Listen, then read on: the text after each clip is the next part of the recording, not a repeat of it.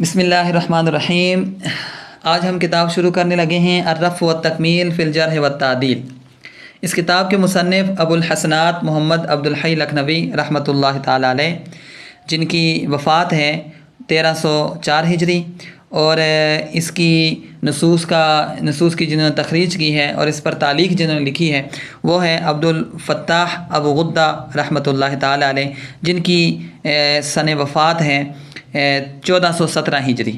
اب اس کتاب کے آپ نام سے ہی پتہ لگا سکتے ہیں کہ یہ کتاب کس فن کی ہے، الرفع والتکمیل فی الجرح والتعدیل۔ تو الرفع سے مراد کسی راوی کا حدیث کو نبی کریم صلی اللہ علیہ وسلم تک پہنچانا، اور التکمیل سے مراد کسی راوی کی صداقت اور اعتمادیت، اس پر اعتماد کرنا، اس چیز کو جانچنا اور اس چیز کو پرکھنا۔ یا تھوڑا سا اور اس کو کھول کے بیان کریں تو الرفع سے مراد کسی حدیث کو اس کے ماخذ تک پہنچانا، یعنی دیکھنا کہ حدیث کس نے بیان کی ہے اور کس تک پہنچی ہے، اور اس میں یہ بھی دیکھا جاتا ہے کہ حدیث کس طرح بیان کی گئی ہے، کیا وہ سند کے ساتھ بیان کی گئی ہے یا سند کے بغیر۔ اگر حدیث سند کے ساتھ بیان کی گئی ہے تو پھر یہ دیکھا جاتا ہے کہ سند میں کون کون سے راوی موجود ہیں اور کیا وہ سب قابل اعتماد ہیں یا نہیں۔ یہ ہے الرفع سے مراد۔ اور تکمیل سے مراد کسی راوی کی صداقت اور اعتمادیت کو جانچنا ہے۔ اس میں راوی کے کردار، علم اور حدیث بیان کرنے کے طریقے کو دیکھا جاتا ہے۔ اگر راوی صادق اور امین ہے اور اس کا علم بھی حدیث کے بارے میں کافی ہے تو پھر اس کی بیان کردہ حدیث کو قبول کیا جاتا ہے، لیکن اگر راوی میں کوئی کمزوری پائی جاتی ہے تو پھر اس کی بیان کردہ حدیث کو شک کی نظر سے دیکھا جاتا ہے۔ تو یہ ہے الرفع والتکمیل کتاب کا مختصر سا تعارف بتانے لگا ہوں۔ یعنی اصل میں اس کے اندر اسماء الرجال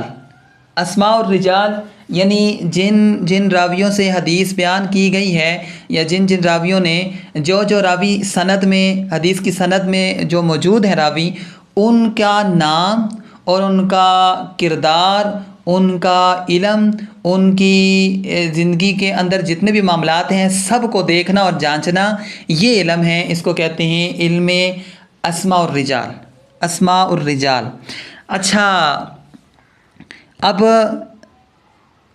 الرفع و تکمیل یہ اصل میں علم ہے اسماء الرجال کا۔ یہ دو اہم اصطلاحات ہیں جن کا استعمال حدیث کی صحت کو جانچنے کے لیے کیا جاتا ہے۔ الرفع سے مراد کسی حدیث کو اس کے ماخذ تک پہنچانا، اور التکمیل سے مراد کسی راوی کی صداقت اور اعتمادیت کو جانچنا۔ آگے لفظ آیا ہے فی الجرح والتعدیل۔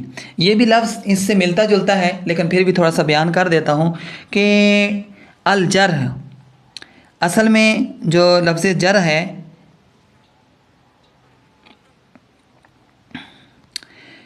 جرح کا لغوی معنی زخم لگانا ہے، اور اصطلاحی تعریف راویوں کو ایسی صفت سے متصف کرنے کو جرح کہا جاتا ہے جس سے ان کی روایت ضعیف یا مردود ہو جانے کی وجہ سے غیر مقبول قرار دی جائے۔ ٹھیک ہے، یہ ہے جرح کا لغوی اور اصطلاحی معنی۔ اور تعدیل کا لغوی معنی کسی چیز کو درست کرنا۔ اصطلاحی تعریف راوی کو کسی ایسی صفت سے متصف کرنے کو تعدیل کہتے ہیں جس سے اس کی روایت قابل قبول بن جاتی ہو۔ تو لہٰذا فن جرح و تعدیل ایسے فن کو کہا جاتا ہے جس میں روات حدیث پر بحیثیت قبول و رد مخصوص الفاظ کے ذریعے کلام کی جائے اور ان الفاظ کے مراتب پر بحث کی جائے۔ تو لہٰذا یہ جو ہے الرفع والتکمیل فی الجرح والتعدیل، اگر اس سارے کا خلاصہ بیان کیا جائے تو ہم یہ کہیں گے کہ یہ کتاب اصول حدیث کی کتاب ہے۔ اصول حدیث کی کتاب ہے۔ اس کے اندر کچھ قوانین بیان ہوئے ہیں، کچھ اصول بیان ہوئے ہیں، ان کو دیکھ کر، ان کو پڑھ کر، پھر اس کے بعد اس کتاب کو پھر اس کے بعد جو ہے علم حدیث پڑھا جائے تو پھر انسان کو اچھے طریقے سے علم آ جاتا ہے، معلوم ہو جاتا ہے کہ یہ حدیث سند، اس حدیث کا کون سا درجہ ہے، یہ حسن درجے کی ہے، حسن لغیرہ ہے، حسن لذاتی ہے، صحیح لغیرہ ہے، صحیح لذاتی ہے۔ تو جب یہ کتاب صحیح سے پڑھ لے تو بندے کو یہ ساری چیزیں کا علم ہو جاتا ہے۔ الرفع والتکمیل فی الجرح والتعدیل یہ کتاب ہم نے شروع کی ہوئی ہے۔ سب سے پہلے اس کا خلاصہ ہے، یا اگر اس کا اور آسان مفہوم کریں تو الجرح والتعدیل کا مطلب ہے بحث الروات، راویوں کے بارے میں بحث کرنا، راویوں کے بارے میں بحث کرنا۔ تو ہم آج تھوڑا سا اس کا خطبہ پڑھتے ہیں، پھر انشاءاللہ پراپر آگے سے کل سے سبق شروع ہوگا۔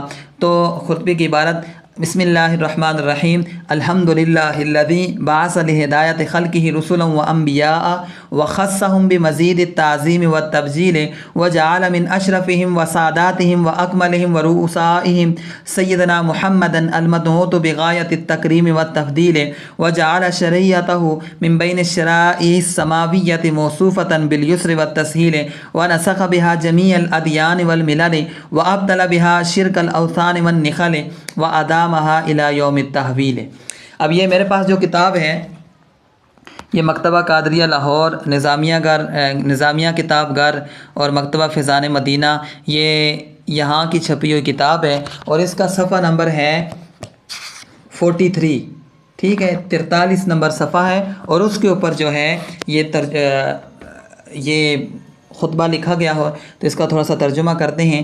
الحمدللہ الذی بعث لہدایت خلقہ رسلا وانبیاء، تمام تعریفیں اس ذات کے لیے جس نے مبعوث کیا، بھیجا اپنی مخلوق کی ہدایت کے لیے رسولوں کو اور نبیوں کو، وخصہم، اور ان رسولوں اور نبیوں کو خاص کیا، بمزید التعظیم والتبجیل، بہت زیادہ تعظیم والتبجیل اور بہت زیادہ مرتبوں کے ساتھ، وجعل من اشرفہم، اور بنایا ان میں سے سب سے زیادہ شرف والا، وساداتہم، ان میں سے سب سے زیادہ سرداری جن کو عطا کی گئی، واکملہم، اور ان میں سے سب سے زیادہ کامل اور مکمل، ورؤسائہم، اور ان تمام انبیاء کا سردار اور رئیس کس کو بنایا؟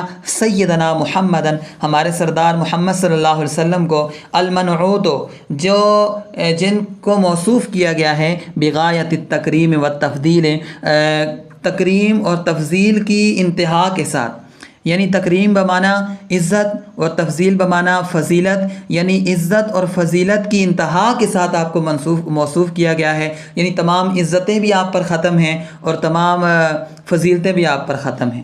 وجعل شریعتہ من بین الشرائع السماویۃ موصوفۃ بالیسر والتسہیل، اور بنایا شریعتہ، آپ کی شریعت، آپ صلی اللہ علیہ وسلم کی شریعت کو، من بین الشرائع السماویۃ، آسمانی شریعتوں کے درمیان، موصوفۃ، کیسا بنایا؟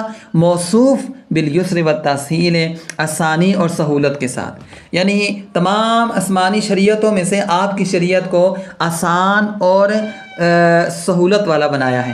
وَنَسَخَ بِهَا جَمِيعَ الْأَدْيَانِ وَالْمِلَلِ، اور آپ کی شریعت کے ذریعے، وَنَسَخَ، اور منسوخ کر دیا، بہا، آپ کی شریعت کے ذریعے، جمیع الادیان والملل، تمام دینوں کو اور تمام ملتوں کو۔ جب آپ کی شریعت آئی، تمام ادیان اور تمام ملل یہ سب کی سب منسوخ ہو چکی ہیں۔ وَأَبْطَلَ بِهَا شِرْكَ الْأَوْثَانِ وَالنِّخَلِ، اور باطل کر دیا آپ کی شریعت کے ذریعے، یعنی رد کر دیا، دور کر دیا، ختم کر دیا آپ کی شریعت کے ذریعے، شرک الاوثان والنخل،